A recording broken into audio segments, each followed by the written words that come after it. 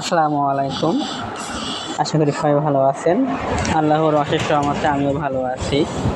তো আজকে সকাল সকাল গেছিলাম আমি আর আমার ভাই মাছ মারতে গেছিলাম নদীতে। এইটা আমাদের কপোতাক্ষ নদী আর কি। তো ওখানে গিয়ে জাল ফেলছিলাম প্রায় ২ ঘন্টা মতো। ২ ঘন্টায় মাত্র ৩টে মাছ পাইছি। ঠিক আছে? তো আপনারা দেখুন কী, কী মাছ পাই।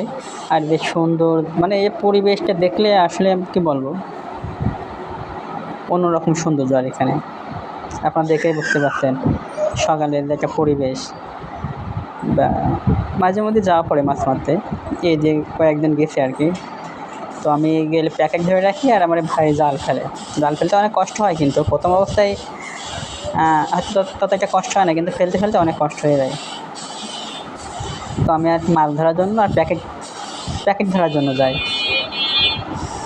আমাদের বাসার পাশেই আর কি, বেশি দূরে না, এই কপোতাক্ষ নদী।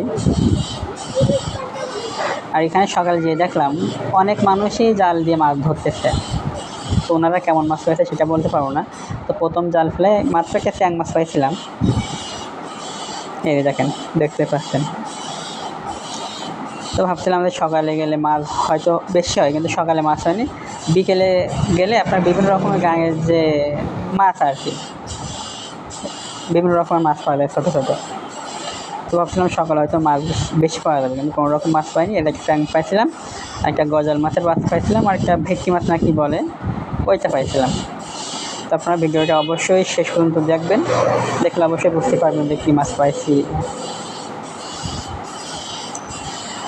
আর সবচেয়ে বড়ো কথা যে এদের সুন্দর পরিবেশটা, এটা দেখলে কিন্তু অনেক ভালো লাগে আর কি। তো আশা করি ভিডিওটা সম্পূর্ণ দেখবেন।